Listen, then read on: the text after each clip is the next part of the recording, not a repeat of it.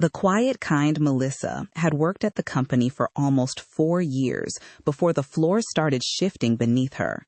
And even then, it shifted so slowly that for a long time she convinced herself she was imagining it. She wasn't flashy, she wasn't political, she rarely raised her voice and almost never raised her hand in a meeting unless she had something concrete to add. She handled payroll discrepancies for the operations department, reconciling the gaps between what people were promised and what the system actually paid them. And she was good at it in the unglamorous way that good people often are. Reliable, quiet, efficient. The type of employee who shows up early, fixes the problem before anyone else notices it exists, and never asks for credit. The type of employee nobody worried about. Which was exactly why nobody saw it coming when the company turned on her. Because that is the part people misunderstand about workplaces. They imagine that the dangerous employees are the loud ones, the ones who slam doors and send all caps emails. But the people who get destroyed most quietly are usually the ones who simply did their jobs and assumed the rules applied to everyone. Melissa believed in the rules. That belief was the first thing they took from her. It started with a meeting she was never supposed to hear. She had stayed late on a Thursday in October, alone on a half-lit floor, finishing the quarterly reconciliation reports that always seemed to land on her desk 3 days before they were due. The cleaning crew had already come and gone. The HVAC had clicked into its after-hours hum. She was packing up when she realized she'd left her phone charger plugged into the wall of the small conference room near the executive offices, the one with the glass wall and the good chairs that regular staff weren't really supposed to use. The hallway lights were dimmed to their evening setting. The door to the conference room was open a few inches, and warm light spilled out across the carpet, and she could hear voices before she reached it. She slowed without deciding to. Her manager, Daniel, was inside. So was Greg, a department lead from the floor below, a man Melissa had spoken to maybe 4 times in 4 years. They were laughing. At first, she didn't think much of it. Managers laughed in conference rooms after hours. That was practically the job. She put her hand on the door, ready to murmur an apology and grab her charger and disappear. Then she heard her own name, and her hand stopped. "Melissa?" Daniel was saying, the word stretched lazily, like he was savoring it. "She's too sensitive. That's the whole problem. You can't even joke around anymore without somebody acting traumatized." Greg laughed, a short bark. HR's favorite kind of person. Right? I swear to God. There was the clink of a glass set down on the table. "I told her. I said, if you put half the energy into your actual job that you put into documenting every little comment somebody makes, maybe your reports wouldn't come in late every single quarter." "You said that to her face?" "Not in those words." A pause, and then lower conspiratorial. "You don't say it to her face. You let her feel it. That's the trick with people like that. You never give them the thing they can write down." Melissa stood in the dark hallway and felt the blood move out of her face. Her reports were not late. That was the detail that lodged in her chest like a splinter.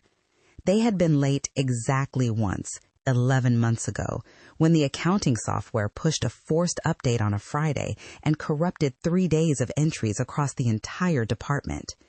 She had stayed until almost midnight rebuilding them by hand. Daniel had emailed her boss's boss to praise her for it. He had used the word lifesaver. She had printed the email and pinned it above her desk like a child pinning up a gold star, because she had been proud, because she had thought it meant something.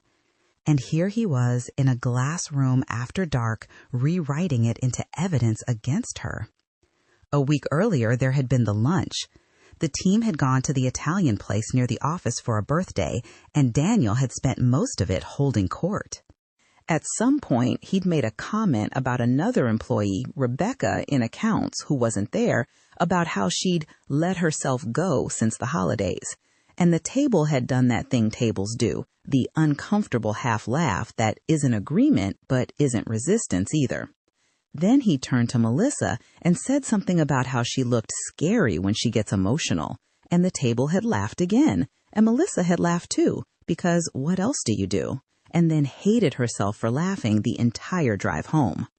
Afterward, she'd caught Daniel by the elevators and asked him quietly not to make personal comments about people's bodies or about her in front of the team. She'd kept her voice soft. She'd framed it as a favor, almost an apology, the way women are trained to deliver any inconvenient truth to a man who outranks them. He'd apologized immediately and warmly. "You're absolutely right," he'd said. "That was out of line. I appreciate you telling me." He'd even touched her shoulder briefly, the gesture of a man closing a deal. She had walked away from that conversation feeling that she had handled something delicate well, that she had been mature, that the matter was settled between two reasonable adults. Now, standing outside the glass room, she understood that there had never been two reasonable adults. There had been her being reasonable and him filing it away. She did not get her charger. She walked back down the dim hallway as quietly as she had come, took the stairs instead of the elevator so she wouldn't have to stand still anywhere, and sat in her car in the parking garage for a long time with the engine off, watching her own breath fog the windshield before she felt steady enough to drive. The next morning, she filed a complaint with HR, not because she wanted Daniel fired, not because she wanted a settlement or an apology or a scene. She wanted none of those things, and she said so repeatedly, with an earnestness that she would later recognize as almost unbearably naive. "I'm not trying to escalate this," she said in the intake meeting, her hands wrapped around a paper cup of water she didn't drink. "I just want it documented, in case it keeps happening. I want there to be a record." She would repeat that phrase, "I just want it documented," so many times over the following months that it would start to sound like a prayer or a charm, something she rubbed smooth with use, as though documentation were a kind of protection, as though writing the truth down somewhere official could keep it from being rewritten. The HR representative who took the file was named Priya. Priya had been with the company for 7 years, and she knew the case was going to be ugly the moment she saw the name attached to it. Daniel wasn't just a manager, he was a producer. His department exceeded its targets quarter after quarter, and in a company where most divisions limped along at break-even, a department that consistently beat its numbers bought its leader an enormous amount of grace. The executives liked him. He was charismatic in the specific way that reads as leadership to people who only see him for 20 minutes at a time. He golfed with one of the regional directors. He remembered the names of the executives' spouses and asked after their kids. He was, in the language of the org chart, an asset, and Priya had a folder on him. Not a thick one. Thick ones get acted on. Daniel's was the dangerous kind, thin, full of incidents that each looked like nothing on its own. A complaint 2 years ago about tone that the employee withdrew after a transfer. A note about a younger analyst who left abruptly and declined an exit interview. A coaching conversation about public feedback, which was HR's clean phrase for the time he'd torn into a subordinate in front of a client until she cried in the stairwell. Condescension dressed up as candor. Humiliation dressed up as humor. Passive aggression so refined it could pass a polygraph. The company had coached him twice. Each time he improved for a quarter, maybe 2, smooth and chastened and charming, and then the temperature crept back up so gradually that no single day was the day you could point to and say, "There, that's when it came back." Priya did the investigation exactly the way policy required. She scheduled interviews, she documented statements, she gave Daniel his chance to respond, and he took it gracefully, with the wounded patience of a man being asked to defend himself against a misunderstanding. The conversation, he explained, had been guys blowing off steam and had been deeply taken out of context. He was mortified that Melissa had overheard what was obviously not meant the way it sounded. He praised Melissa's work, unprompted, 3 separate times, which Priya noted because innocent people rarely think to do that. HR issued him a formal coaching memo. Officially, the matter was resolved. Unofficially, Priya went home that night, poured a glass of wine she didn't finish, and thought, now it starts. Because retaliation almost never arrives the way people picture it. People imagine retaliation as an explosion, a screaming match, a dramatic firing, security walking you out with a banker's box. They imagine it loud because loud is legible, and legible can be reported, and reported can be stopped. Real retaliation is quiet. It is patient. It is built out of 100 small, individually defensible decisions, each one perfectly explicable, each one impossible to point to as the crime. It does not break the rules. It uses them. And by the time the pattern is visible from the outside, the target has usually already begun to doubt her own perception of it, which is, in the end, the entire point. For the first 2 weeks after the complaint, Daniel was a model professional. More than that, he was scrupulous. He greeted Melissa pleasantly in the hallway. He thanked her in writing for a report. He was, if anything, slightly formal, the way a man is careful around a stove he's been burned by, and Melissa allowed herself the fragile hope that maybe the memo had worked. Maybe this was the part where things got better. Then the small things began, and the genius of them was that not one of them, alone, was worth mentioning to anyone. First, it was the meetings. There was a Tuesday planning sync she had attended for 3 years. Not required, but useful. The kind of meeting where she learned about decisions early enough to do her own job well. One week, the calendar invite simply stopped including her. She assumed it was an oversight. She mentioned it lightly to a colleague, who said, "Oh, I think they made it a smaller group." And Melissa said that made sense. And it did make sense. Every reorganization makes sense. That's what makes them so effective. Then she started hearing references to conversations she'd never been part of. Decisions that had been made last week in the thing being a meeting she now knew nothing about. She would walk into the break room and feel a small adjustment in the air, a conversation rerouting itself around her arrival, the way water moves around a stone. Then the reassignments, a recurring project she'd owned for 2 years, the vendor reconciliation, tedious but hers, was handed to someone newer. For efficiency, Daniel explained in a 1-line email, so you can focus on higher priority work. There was no higher priority work. There was simply less work and less visibility and a slow narrowing of the territory she was allowed to be competent in. Then the emails. Daniel began reviewing her reports with a microscopic attention he applied to no one else. He sent notes at 10:47 at night about a column that was right-aligned instead of left. He asked, in writing, in a tone of mild concern, why a figure she'd corrected the day before still seemed off when it wasn't off, when she had the version history to prove it wasn't off, but proving it meant another 45 minutes of her evening assembling a defense of work that had been correct the entire time.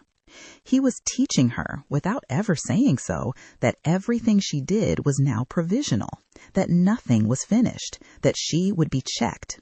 And then, one morning, in front of 11 people, he corrected her over a typo. It was a single transposed digit in a slide footnote, a thing nobody in the room had noticed and nobody in the room cared about, a thing that changed nothing. He stopped the meeting to point it out. "Sorry," he said, smiling. "I just want us working off accurate numbers."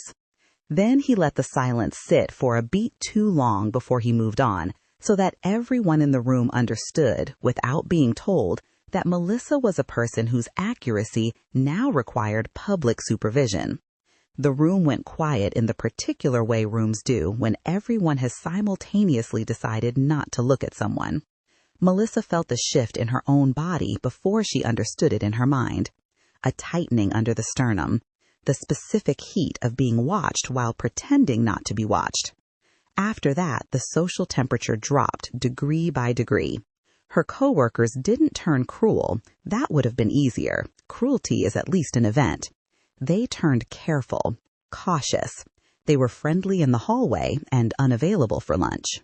They answered her direct questions and stopped initiating anything else. It was the politeness people extend to someone standing too close to a live wire. Not unkindness exactly, but distance.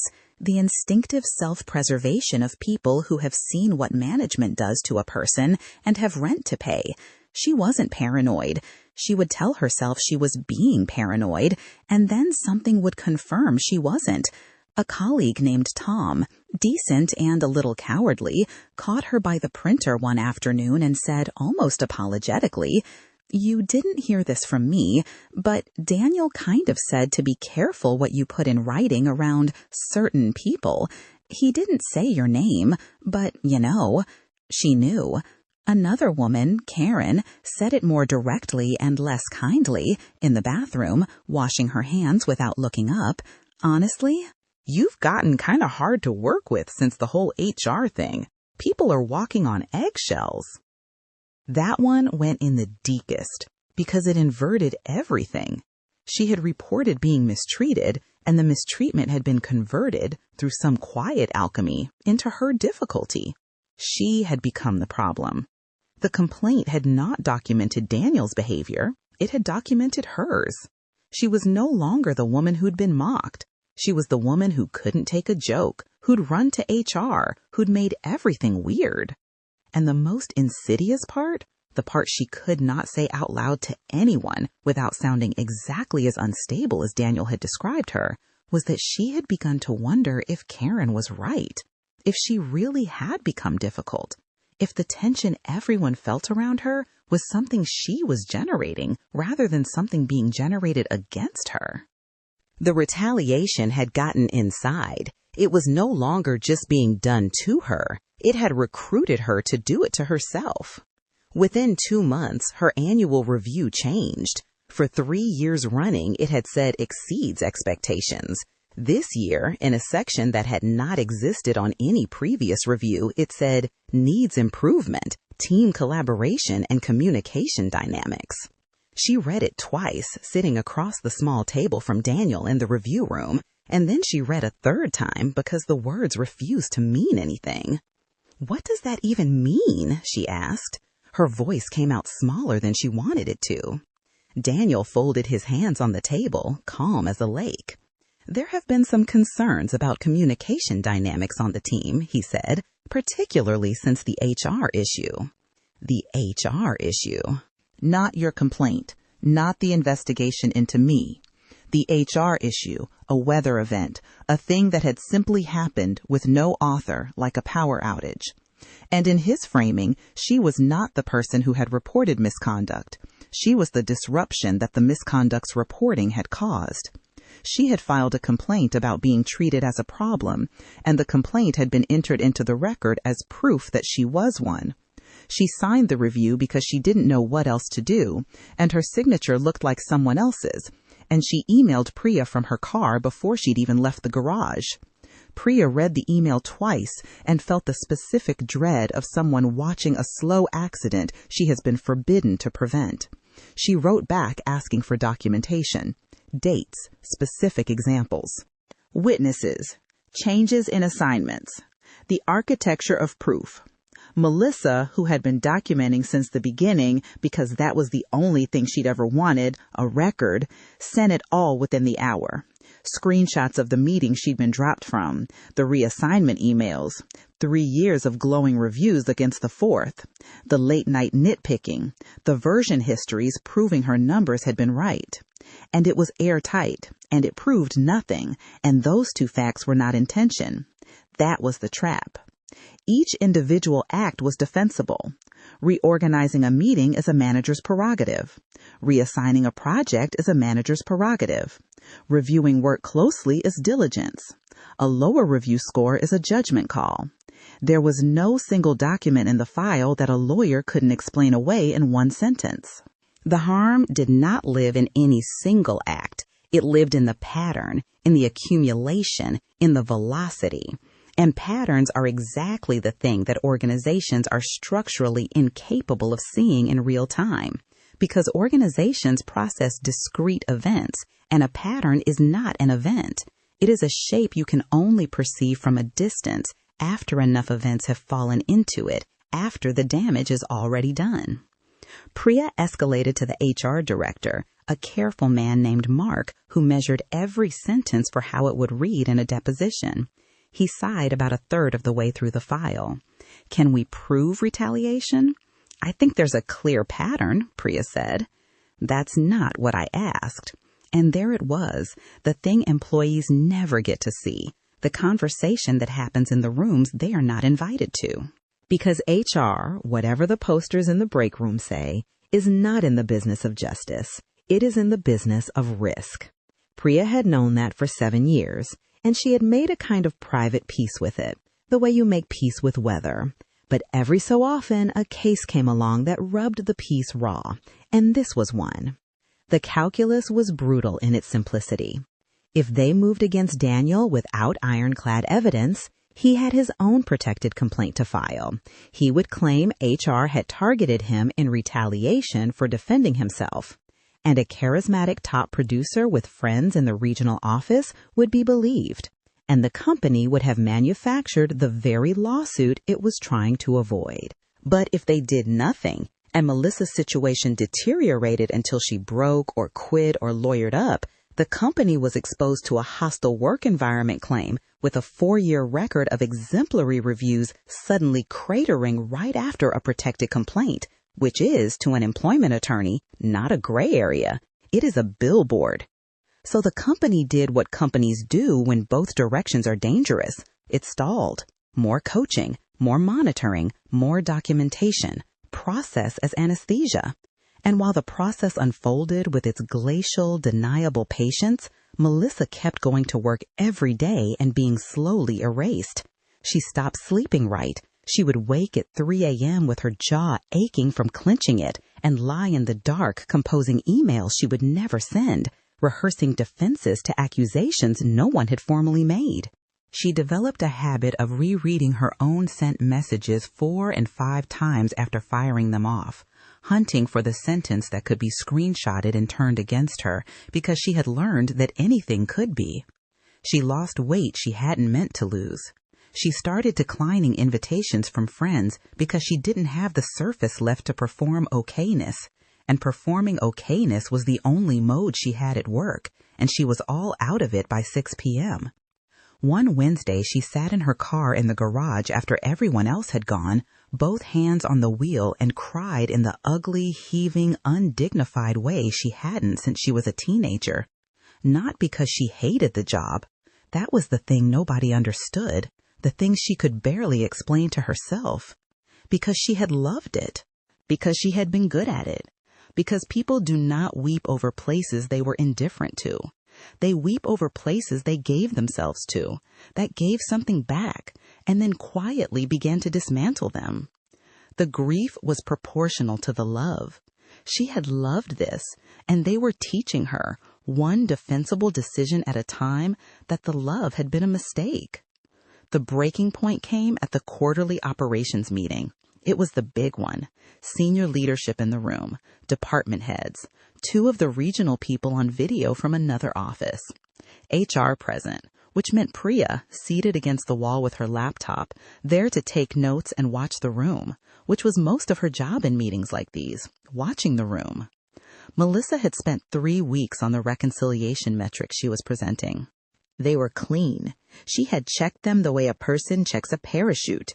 She stood at the front and walked through them, and for the first few minutes, she felt almost like herself again, because numbers were the one place no one could rewrite her. The numbers were either right or they weren't, and hers were right. She was about halfway through when Daniel spoke from his seat, not loudly, almost gently, in the tone of a colleague offering a helpful aside. Actually, just so everyone has the full picture, these had to be corrected a few times before today. The room went still. And here was the craftsmanship of it, the thing Priya watched land in real time. The statement was not false. Reports do get revised during a reporting cycle. Every number on every slide in that building had been corrected a few times before it was final. That's what a draft is.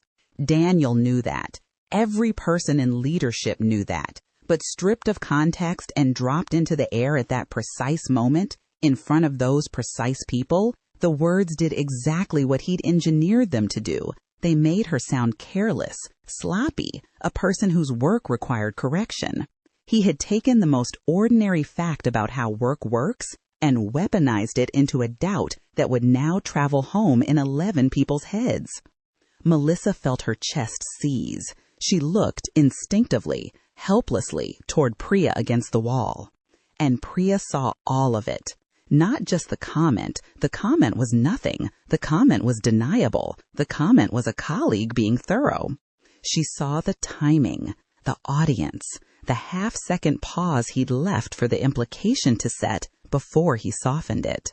She saw the architecture because she had been watching this man build things like this for 7 years, and she finally, in that fluorescent room, had a clean view of the blueprint. Then Daniel smiled, a small, generous, devastating smile, and delivered the keystone. Just trying to keep us accurate. And that was his mistake. Priya understood it the instant he said it, because people who get away with quiet retaliation come, over time, to believe that plausible deniability makes them invulnerable, that as long as no single act can be proven, they can do anything. And that belief makes them careless in a very specific way. It makes them perform. He hadn't needed to add the second line. The damage was already done with the first. But he'd wanted to be seen being reasonable while he did it. He'd wanted the room. The cruelty had stopped being merely useful to him and started being enjoyable. And the moment cruelty becomes a pleasure rather than a tool, it gets sloppy and it gets witnessed. After the meeting, Priya did something she had not done before. She stopped waiting. She pulled 3 of the attendees aside over the following 2 days, one at a time, in the small interview room with the door shut, and she asked them plainly what they had seen, not just in the meeting, but over the past several months. And for the first time, with the door closed and a sense that someone with authority was finally actually listening, people talked. Tom, who had whispered warnings by the printer, said it on the record this time. He confirmed Daniel had instructed the team to watch what you put in writing around Melissa, and admitted he'd understood it exactly as it was meant, as a fence built around a person to isolate her. A second employee, an analyst named Devin, who Melissa barely knew, said something that turned Priya's stomach. He said Daniel referred to Melissa in private with a phrase he'd clearly used more than once because it had the worn smoothness of a catchphrase. HR's favorite victim. Devin had laughed when he first heard it, he admitted, ashamed now, because that's what you do when your boss makes a joke, and then he'd watched the joke become a policy. A third person confirmed the meeting exclusions had been deliberate, that Daniel had said, in as many words, that some conversations go better without an audience, and that everyone had understood which audience he meant. Each statement, by itself, was a small thing, a comment, an instruction, a nickname. But Priya was no longer collecting incidents. She was assembling a shape, and laid side by side, dated, attributed to named witnesses willing to repeat them, the small things stopped being small. They became a system, not a man losing his temper, a man running a quiet, sustained, deliberate campaign to isolate, undermine, and degrade an employee who had reported him, and documenting that he'd enlisted his entire team as instruments of it. She compiled all of it, the witness statements, the timeline, the review that cratered, the reassignments, the version histories proving the numbers had never been wrong, and she brought it not just to Mark, but to outside employment counsel. This time, the conversation was different. Because a pattern supported by named consenting witnesses is no longer a pattern. It is a record. It is the thing Melissa had wanted from the very first day, the only thing she had ever asked for. It was documented. They opened a formal investigation, this one with outside counsel involved, and Daniel reacted in the exact sequence Priya had predicted, because the sequence is always the same. First, denial, Smooth, wounded, reasonable. There had been no campaign. There was a difficult employee and a manager trying, against the odds, to hold a stander. He was being persecuted for managing. Then, when the witness statements were described to him in general terms, anger, the charm dropping away like a stage curtain to show the machinery behind it. He accused Melissa of weaponizing HR. He said the company was teaching its managers that they couldn't give honest feedback without being dragged into a star chamber. He named the regional director he golfed with, not as a threat exactly, but in the way a man mentions the size of his dog.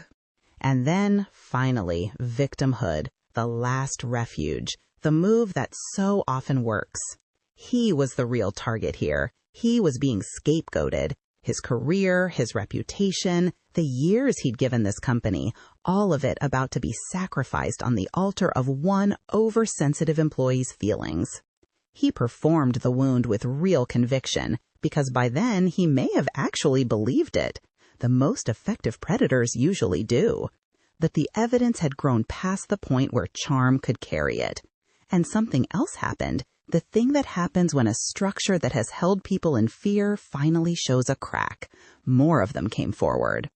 Once it was clear leadership was taking it seriously, once people believed, for the first time, that telling the truth might cost less than staying silent, the older stories surfaced. The analyst who'd left without an exit interview, contacted quietly, had things to say. The woman from 2 years ago who'd withdrawn her complaint after a transfer turned out to have withdrawn it because the transfer had been the deal. A picture assembled itself out of years of small silences, and it was not a picture of a few personality conflicts. It was a portrait of a method. The company terminated Daniel 3 months later. The official language was leadership conduct concerns and repeated policy violations. He did not get walked out by security. There was no scene. He was allowed to clear his desk on a quiet Friday, the way they always are, because even the ending is managed for deniability. But everyone knew. By Monday, everyone knew. The aftermath was not clean, and it was not cinematic, and Melissa did not feel the things she had imagined she would feel. She had pictured, in her worst and most secret moments, some flood of vindication, a moment where the truth came out and the room turned to her, and the months of doubt simply lifted. That moment never came. There is no such moment. What she felt when she heard he was gone was mostly tired, a bone-deep, 4 years deep exhaustion, and underneath it, a grief she hadn't expected, because winning had not given her back the thing she'd lost. The thing she'd lost was the easy, unguarded trust she'd once had in the place, the ability to send an email without rereading it 5 times, to walk into a meeting without scanning it for ambush, to assume good faith. That was gone. They had taken it slowly and they had taken it completely, and his firing did not return it. You do not get that back.